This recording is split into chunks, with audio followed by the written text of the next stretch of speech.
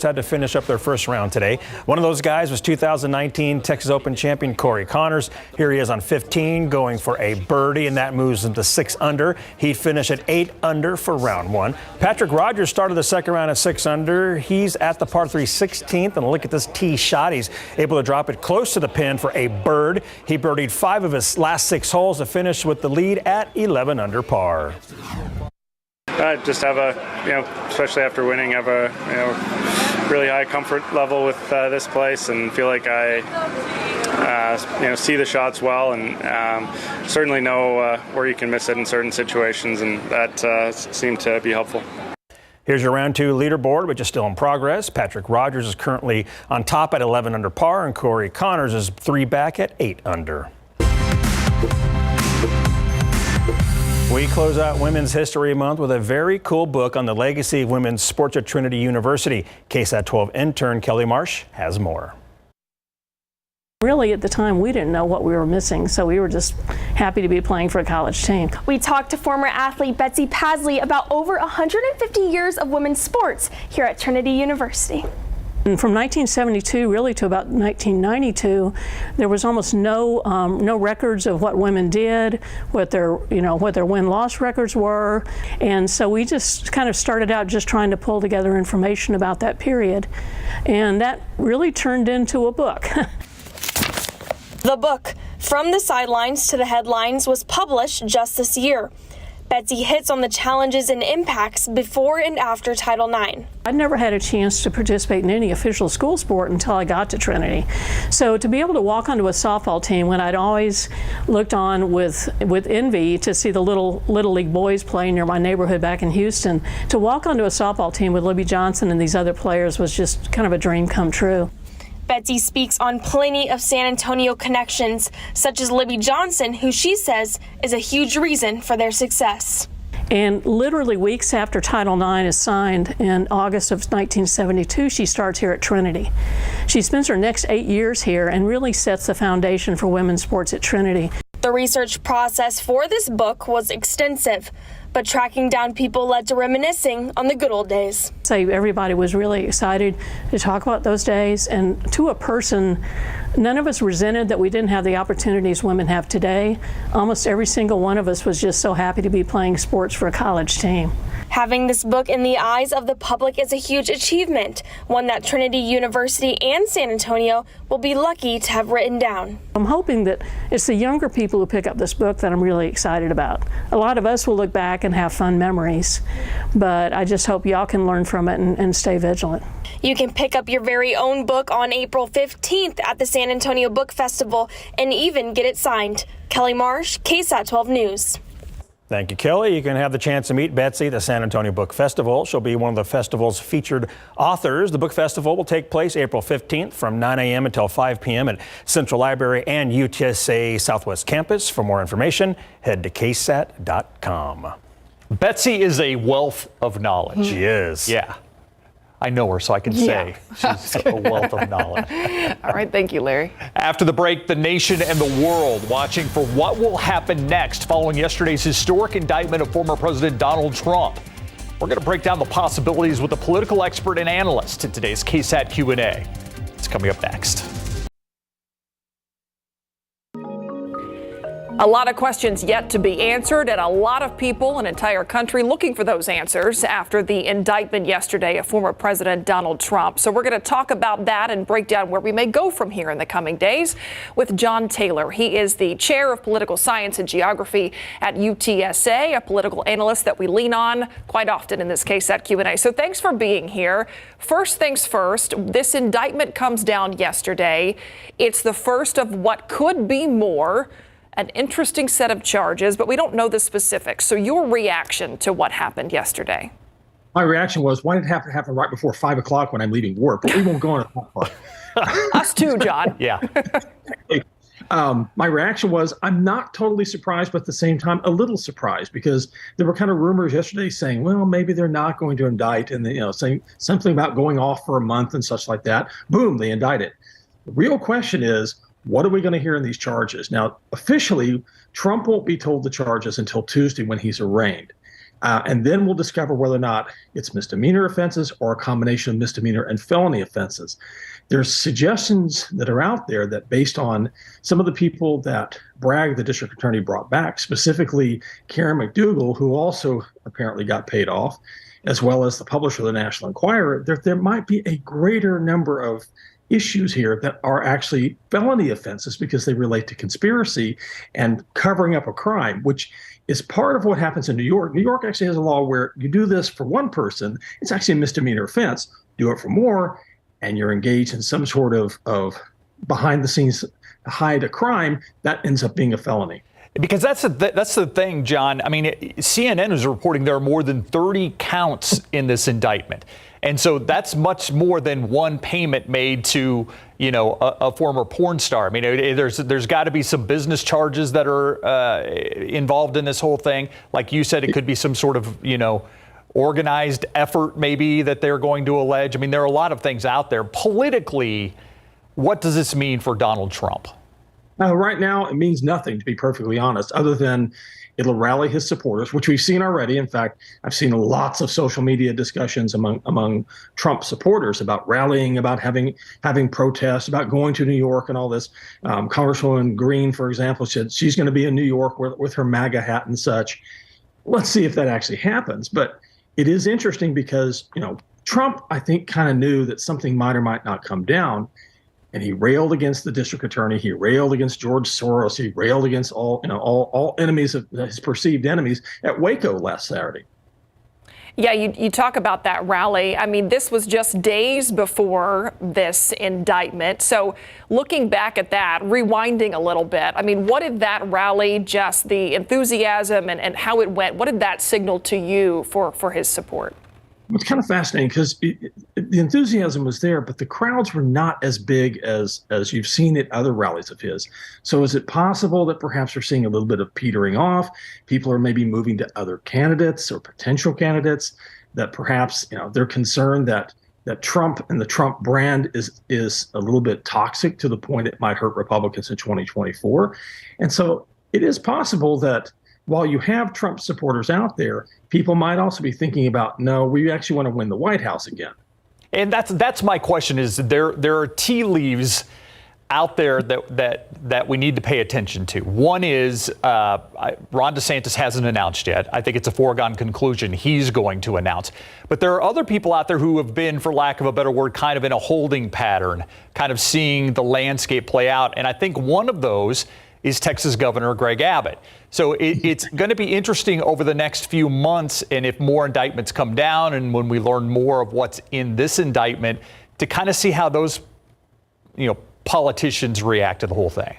It's quite fascinating because while people like DeSantis and Abbott, of course, are complaining and claiming it's a witch hunt and all this, at the same time, if they're really thinking about president, they're also thinking, this is a golden opportunity if Trump is out of the way for me to actually win the nomination in 24. Yeah, and that's what I find interesting. I mean, it kind of depends on who you ask based on the coverage we've seen so far, what yesterday does for Trump politically. But the other Republican contenders in the race, or the ones like DeSantis, like Steve said, who might as well be in the race, they just haven't made it official yet. What do they do here? Because it's an opportunity to, maybe get a leg up on your opponent, but at the same time, you need that base as well. Yeah, DeSantis is an example of this, where I think he made an unforced error, claiming immediately, after Trump was indicted, that I'm not going to allow Trump to be extradited from Florida. Conveniently forgetting, for a guy that graduated from Harvard Law, Article 4 of the U.S. Constitution, where every state is compelled to extradite to another state, other than really extenuating circumstances, which, by the way, end up in constitutional crisis situations in the Supreme Court.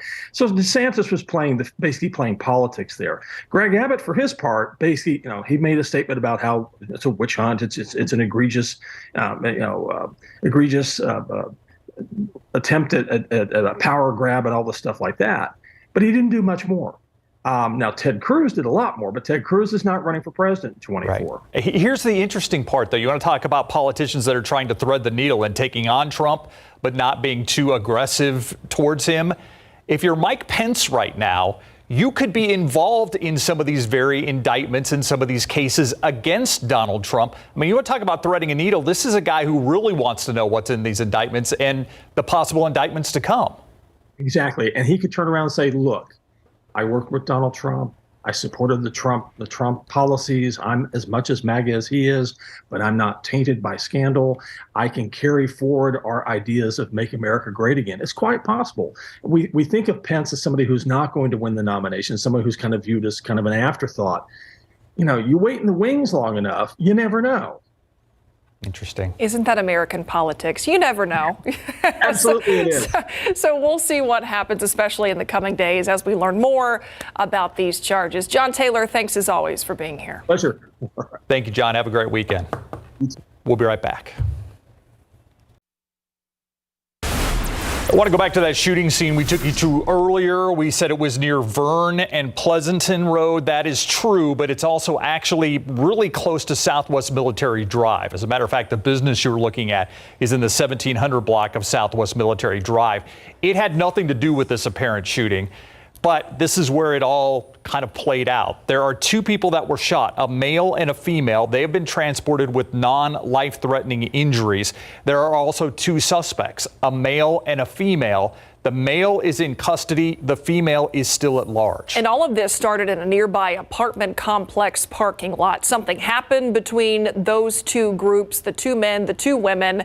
Apparently, the suspects tried to get away. They took off on North Pleasanton, turned down Southwest Military, eventually wrecked here. And presumably, this car is the one that they might have been in to try to get away. We don't know what happened, though, in that apartment complex parking lot that led to this shooting and ultimately sparked those two people being shot and then sent to a hospital. I actually think this is where the shooting took place. This is where the shooting took place. I think the accident took place towards I-35 on Southwest Military. Okay. That's where they wrecked out, is trying to get on 35 from Southwest Military. Still a lot of questions out there. What we know for sure, two people were shot, non-life-threatening injuries, two suspects, a male in custody, a female still at large. You can see police are still on the scene. To give you an idea, this is on Southwest Military. That's a Gabriel's Liquor that you see beside us, right there, the police vehicles. The HEB on Southwest Military in Pleasanton, not too far from this location. All right, we'll try to clear up those details and have it all for you on KSAT12 and the Night Beat as well. Let's take a look outside with live cam right now. We are headed towards a weekend, wondering just how warm and how much sunshine we'll get out of it. That's right. It's Friday, right, Myra? Yes, it is. Did you forget? It slipped my mind. Well, you had such a great thermometer Thursday that Friday probably, you know. Thermomeversary? Yep, the thermomeversary. Yeah, that's why I usually don't like Fridays. It's 6 more days of thermometer Thursday. And by the way, I do have my Fiesta medal in, and I'm going to unveil that early next week. Stay tuned for more. It's a good one. This is fun. It's so fun. I'm so excited. Anyway, 86 degrees out there right now. Weak cold front's moving in, so our wind southeast is going to be shifting out of the north in just a few hours. We'll take a look at where that front is and what it means for the next several hours and even into the weekend. But tomorrow morning, 6, 7 a.m. will be in the upper 50s to start the day. More on the weekend temperatures, a big temperature swing, and better rain chances. I'll see you in a bit.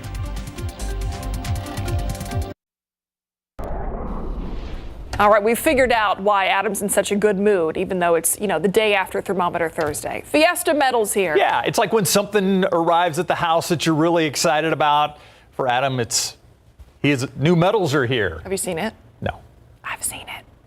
It's a good one. What? It's a good one. You showed Myra, but I didn't. Oh, whatever. Whatever. Yeah, maybe I play favorites sometimes. Yeah, maybe. It's a good one. It just got me excited because, it's that time of year. I've got my first medal giveaway, I think, next Thursday, right? And it just means Fiesta's here. We'll have more info on all that, of course. I thought we were bros, man. I'm sorry. We are. You're going to get one. Maybe after Myra gets one. Thanks, Adam. You're the first to hear about my truck troubles and stuff. When That's true. Things, okay. Right? All right. There you go. All right. I'm fine with those roles, by the way. We can keep it that way. Lot to talk about when it comes to Old Blue and maintenance. Anyway, low humidity tomorrow, some record challenging warmth next week, and then a promising rain chances with a big temperature drop. So look at this temperature trend, mid-80s Saturday and Sunday. By Monday and Tuesday, we're in the low to mid-90s. We're actually predicting a new record high for Tuesday, making it to 95. And then look at that temperature drop. It just falls off again with a cold front next week. Mid-70s on Wednesday, and then Thursday and Friday, we could be talking just mid-60s for high temperatures. So from summer-like down to fall-like, just like that next week. So get ready for a bit of a roller coaster ride in terms of temperatures. Right now, we have this weak cold front that's draped across parts of our area. We're still ahead of it here in San Antonio. So dew point of 64 at the airport, even Helotes, a dew point of 68. But you go to Bandera, dew point's 49. Comfort, dew point of 50. That's on the cooler or drier side of this cold front. I mean, we've got dew points in the teens and 20s behind this front. It's some of that drier West Texas air that's moving in, and this is gradually going to be dropping to the south and east, and our humidity and dew points will be falling off, but very slowly in the coming hours through the night, and our humidity is going to remain low throughout the day tomorrow. This front's going to get hung up down to the south of us. So from Cotulla over toward Tilden, Beeville, Goliad, we could have a few isolated showers pop up tomorrow, but most of us are going to have a lack of any humidity in the air. So dry day tomorrow in terms of the mugginess, but that humidity's back first thing on Sunday, and you'll notice it as we get into next week as well. So let's talk about the big picture. Big severe weather outbreak, a real unfortunate situation in the midsection of the country. I mean, widespread, numerous severe thunderstorms, tornadoes as well. All these red boxes indicate the tornado watches that are currently in effect, and we've seen numerous supercells throughout the midsection of the country. This threat basically stretches from northeast Texas toward Memphis all the way up to Chicago and Milwaukee. So just one of those classic spring systems that's very dynamic and very wound up, even with snow on the backside of it there in the Dakotas and Nebraska. This little swirl near Los Angeles, that's going to head our way and give us a 20% chance of storms by Sunday afternoon. Low end chances basically through Wednesday of next week. And then by Thursday, we boost our rain chances up to 60%. So if everything really stays in line like we're expecting, that would favor scattered to widespread rainfall next Thursday and next Friday. Of course, a lot can change between now and then, so check back for updates because we will be fine-tuning the forecast. But right now, I've got pretty good confidence in better rain then. 87 our high temperature today.